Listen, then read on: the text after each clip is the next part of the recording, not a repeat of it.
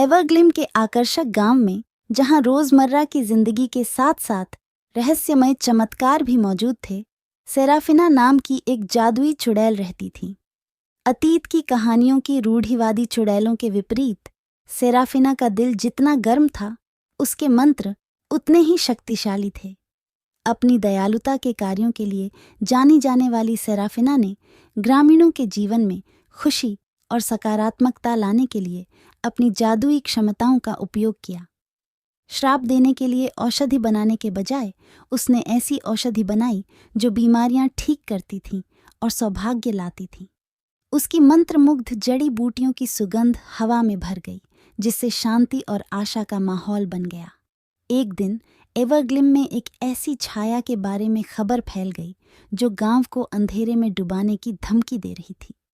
डर से डरने के बजाय ग्रामीणों ने मदद के लिए सेराफिना की ओर रुख किया। अपनी दयालु आंखों में दृढ़ निश्चय के साथ वह उभरती छाया के स्रोत की खोज के लिए यात्रा पर निकल पड़ी।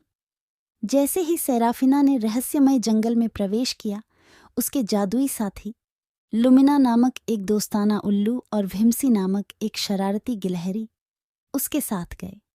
रास्ते में उन्हें ऐसी चुनौतियों का सामना करना पड़ा जिन्होंने न केवल सेराफिना की जादुई शक्ति बल्कि उसकी अटूट दयालुता का भी परीक्षण किया। जंगल के मध्य में उनकी नज़र स्टारडस्ट नामक एक घायल गेंडा पर पड़ी, जिसके चमकदार सींग ने अपनी चमक खो दी थी।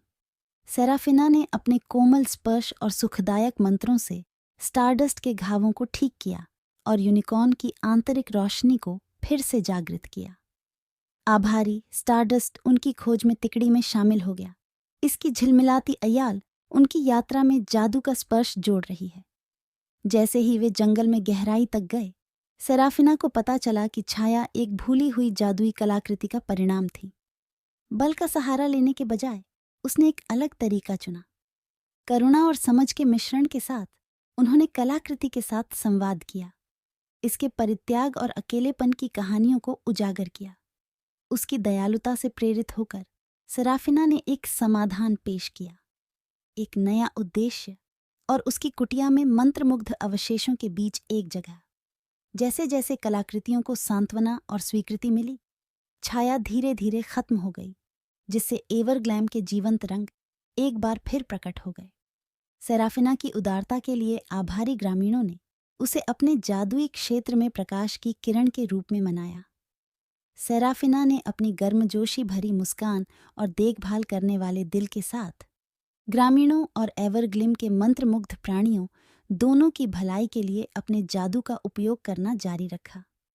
और इसलिए गांव के मध्य में, जहां दयालुता ने अंधेरे पर विजय प्राप्त की, सेराफिना की कहानी एक किंवदंती बन गई जो आने वाली पीढ़ियों को प्रेरित करती है। जादुई चुड़ैल जो दयालु थी, उसने एक स्थायी विरासत छोड़ी, जिससे साबित हुआ कि सच्चा जादू न केवल शक्तिशाली मंत्रों में बल्कि दयालु हृदय की गर्माहट में भी निहित है।